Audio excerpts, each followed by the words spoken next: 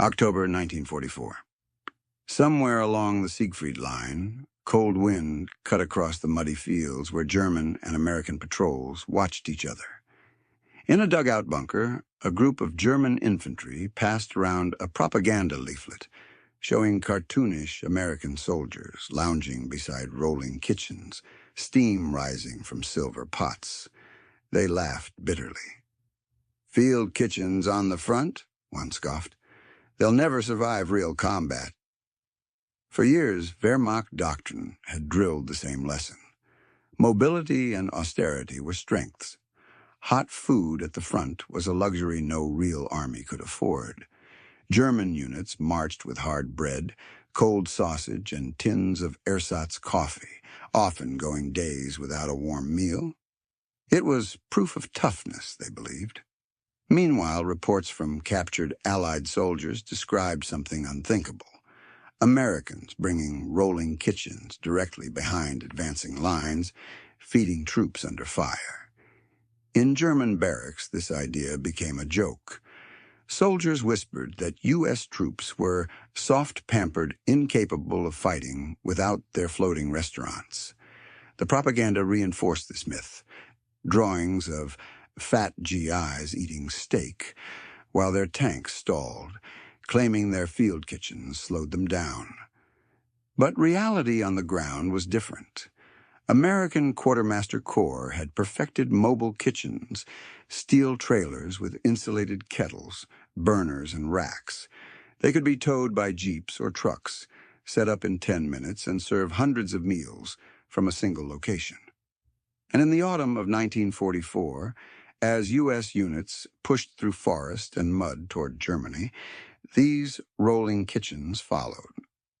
German soldiers entrenched on the line began to notice something odd. The smell of food drifting on the wind, beans, coffee, even meat, while shells still whistled overhead. At first they thought it was a trick or some bizarre Allied morale stunt. But curiosity began to creep in alongside the mockery. And soon they would discover for themselves the system they had ridiculed: hot meals under fire. 2 nights later, rain hammered the trenches. The forest smelled of mud, cordite, and wet uniforms. Visibility dropped to almost nothing. Across the no-man's land, American troops were moving in ways that puzzled the Germans, setting up canvas screens, unloading small trailers behind jeeps. At first, the Germans assumed it was ammunition or radio gear. Then the wind shifted, carrying a smell no one expected: fresh coffee and boiling meat. Inside their dugout, German soldiers exchanged glances. "They're cooking," someone muttered. "Here?" Through binoculars, a sergeant confirmed it. The Americans had rolled up mobile kitchens, setting them up right behind the front line as shells fell in the distance. One private whispered that it had to be some kind of morale trick. Another joked darkly, "Let them cook. We'll capture it all when they run." But the Americans didn't run. They lined up with metal trays, helmets tilted against the drizzle, steam rising as they ladled hot food into cups and plates. From the German side, it looked surreal. Soldiers who should have been crouched in foxholes were calmly eating beans and stew under a camouflage tarp. Then came the deeper shock. The American units didn't slow their operations. Patrols still went out. Artillery still fired. Radios still chattered. They were fighting and eating at the same time. One German corporal muttered that in the Wehrmacht, men often went 24 or 48 hours without a hot meal during operations. Here the Americans seemed to make it routine. The sight undercut years of indoctrination. If the enemy was truly soft, how could they keep advancing through the forest while eating hot meals? In the dugout that night, whispers started, half disbelief, half envy.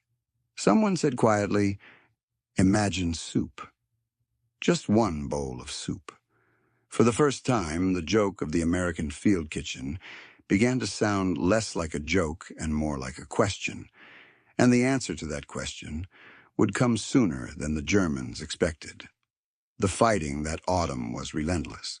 German units stretched thin across the forest, ammunition low, stomachs emptier by the day.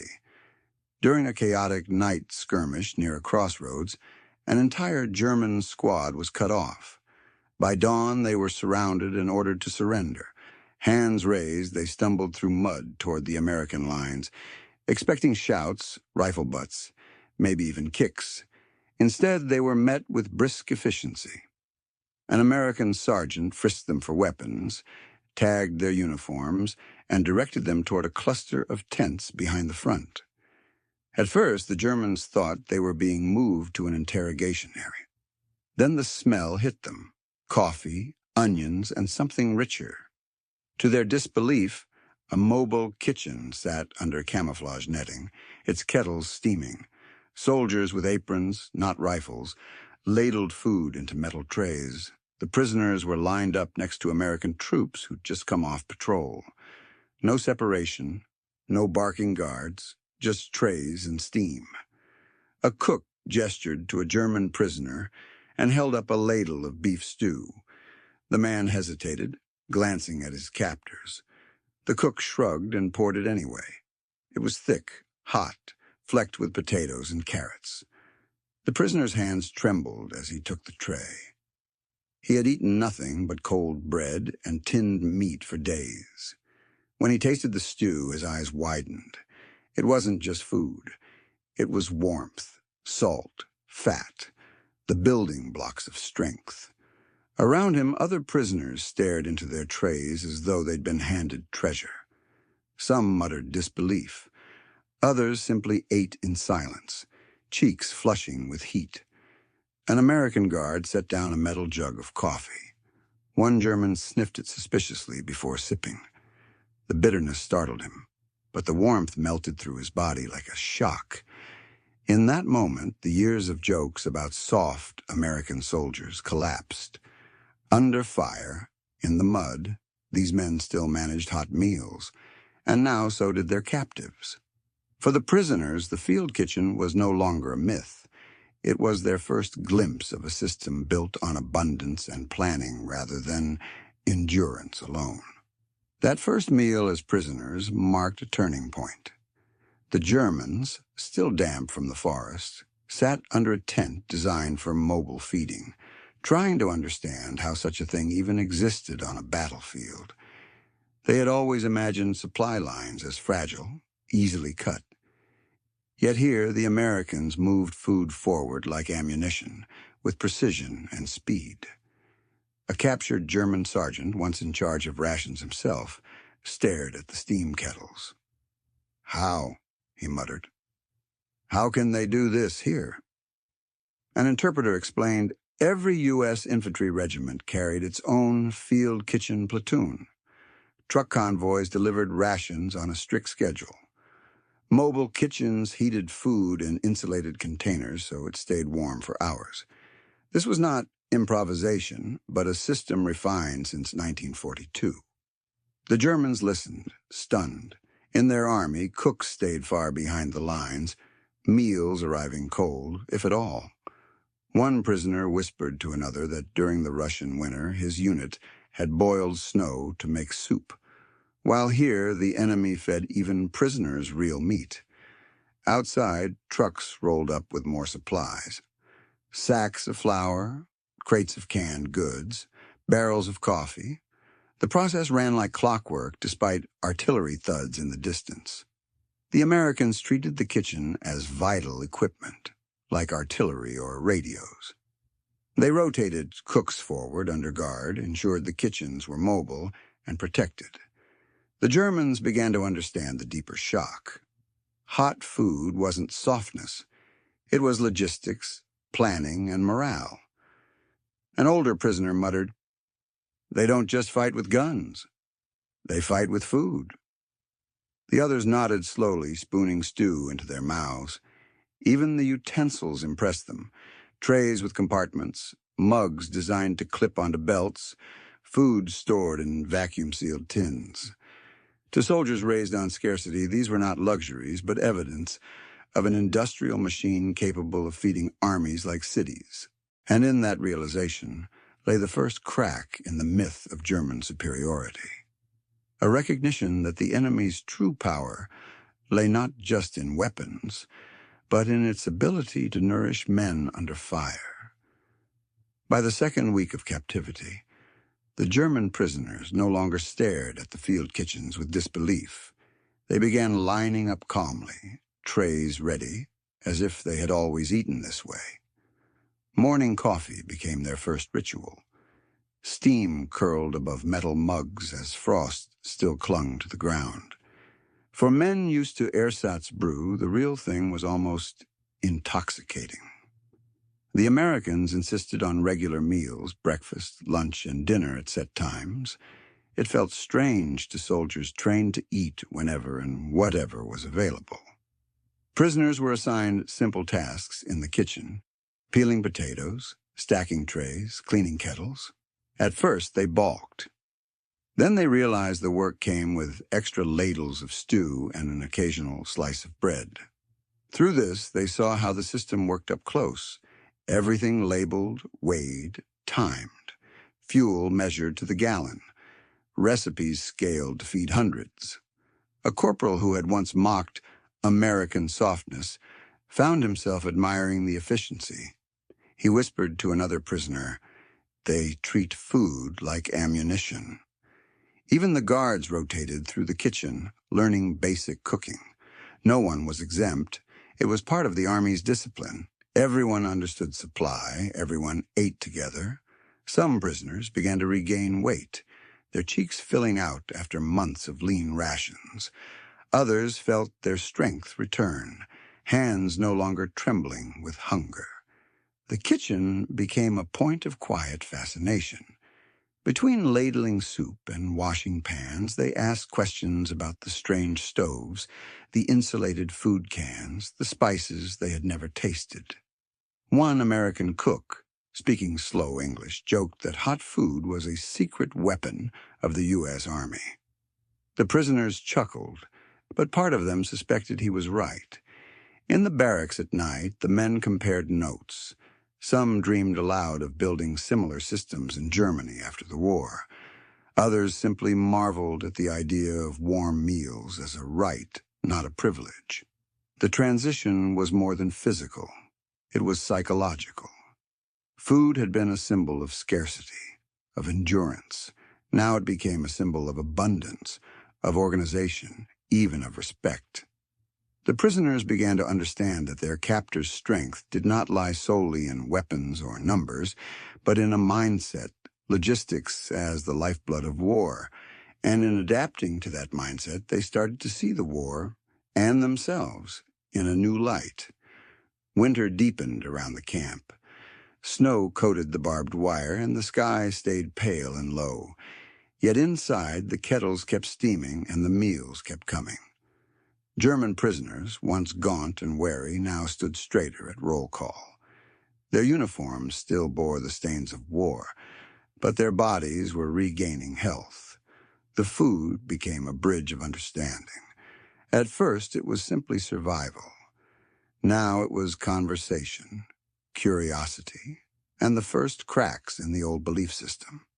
Some prisoners began asking about recipes: how to roast meat without losing flavor, how to brew coffee properly. American cooks, half amused, answered in broken German or pantomime. The kitchen, once a symbol of ridicule, became neutral ground where captors and captives could interact as human beings rather than enemies. A young German corporal who had survived the Russian front admitted quietly that he had never felt this strong even during the height of the war. He blamed the cold rations back then, and now credited the Americans' hot meals. The Americans noticed the shift too. Guards who once eyed the prisoners with suspicion now greeted them at mealtimes with nods or jokes. This did not erase the war, but it created a strange pocket of normalcy inside it, a place where hot food blunted hostility. Letters home reflected the change.